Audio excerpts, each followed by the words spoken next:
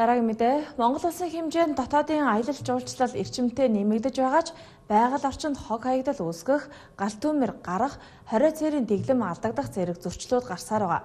За ийм салбар яам болоод нийслэлийн зүгээс аялагчдыг зөв боловсон аялахад зориулсан сургалт, сурталчилгааны ажлуудыг эрчимтэй хийж байна.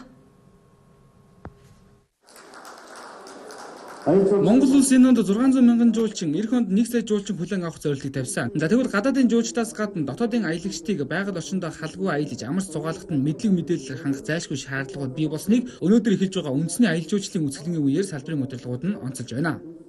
Зуны дулаан өдөр дулааны үед хуурашид их байгаа үед гал төмрийн аюулаас сэргийлж хог хаягдлаа баг хайж ялгаж ангилж ингэж чадах юм бол Монгол орн маань илүү гоё сайхан болж чаднаа. Ийм учраас нийт дотоодын аялагчтай энэ жил байгаль дээлтэй аялах жил учраас энд та бүгд маань хөдөө гадаа аялахдаа байгаль дээлтэй аялцгаагаараа гэж уриалж байна. Цөмөн Монгол улсыг зорин ирэх жуулчдын хувьд мэдээлэл тун хомс байгааг шөөмжилдэг. Тэгвэл жуулчдад зориулагдсан бүхий л мэдээллийг нээлттэй болгох. Цөмөн Улаанбаатар хотын хэмжээнд жуулчдын аяд тухайг хангах болоод явган аяллыг хөгжүүлэх хүрээнд тогтчдын ажлууд хийгдэж эхэлсэн гэдгийг дуулгарлаа.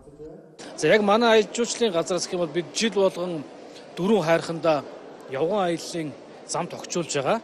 За энэ жил бид сонгон хайрхан уул руугаа аялах явган аяллаа замыг тогтчулж байгаа. Мөн гандан нэгчлэн хийдийн ариун цэврийн байгууламжийг шинжилэн байгуулах ажлыг хийхээр төлөвлөж байна.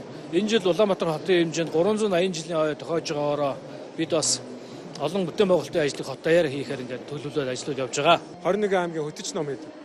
Тэн дээр бол яг энд бид нар иргэд ирээд авах авдаг тэр мэдээллийг хэвлэмэл маягаар нь гаргаж байгаа. Тэгэл ерөнхийдөө бол энэ хариуцлагатай аялал жуулчлалтай сүүлийн үед тогтвортой аялал жуулчлал гэж яриад байгаа. Тэгэхээр энэ хэлбэрийг бид нар яг ямар байдлаар яаж хөгжүүлэх энэ чиглэлээр л үйл ажиллагаа явуулж байгаа юм л. Зээнхүү аялал жуулчлалыг хөгжүүлэх, жуулчдыг татахын зэрэгцээ давхар байгаль орчныг хамгаалах чиглэлд анхаарах цаг болсныг салбарын удирдлагууд нь онцолж байна. За энэ удаагийн үзэсгэлэнгийн зорилго нь аялал жуулчлалын салбарын соёлыг хөгжүүлэхэд чиглэгдэжээ.